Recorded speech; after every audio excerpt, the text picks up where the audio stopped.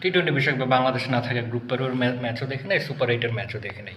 যেহেতু semifinal match New Zealand South Africa, আর South Africa যে রেড হট ফর্মে ছিল, সব মিলে দেখলাম যে ম্যাচটা একটু দেখা যায় আর কি। যদি ম্যাচের রেজাল্ট দেখেন, এক পেশে একটা ম্যাচ, সাউথ আফ্রিকার দেওয়া 170 রান, নিউজিল্যান্ড 12.5 ওভারে চেস করে ফেলছে। এদিক দিয়ে দেখলে এটা একটা মেরে ম্যাচ। কিন্তু ভাই ফিন এলেন যেই খেলাটা খেললো, যুদ্ধ চলতেছে মিডিল ইস্টে এখন মিসাইল ছোড়াছড়ি ওই পক্ষ থেকে। তো ফিন এলেনকে মনে হইতেছিল যে এমন মিসাইল লঞ্চার, একটা শট মনে হইতেছিল যে মিসাইল লঞ্চ করতেছিল 10টা 4, 8টা 6, এর মধ্যে মার্কো ইয়ানসেনরে তো মানে সারা জীবন মনে রাখবে আর কি। 7 ওভারে 7 বল খেলছে ইয়ানসেনের, 7 বলে 31 রান করছে।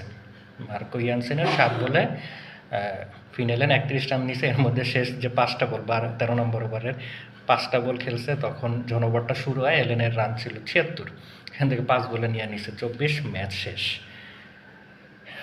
এই তো ম্যাচটা এক পেশে, কিন্তু এই ম্যাচটা আসলে মনে থাকবে ফিন এলেনের কারণে। চিন্তা করে দেখেন যে সাউথ আফ্রিকা গ্রুপ পর্বে সবের উড়াই দিছে, সেখানে সাউথ আফ্রিকা নিজে এক ফিন এলেনের কাছেই উড়ে গেছে, এবং এটা হইতেছে 33 বলে 100 টি-20 বিশ্বকাপের ইতিহাসে ফার্স্ট টেস্ট 100।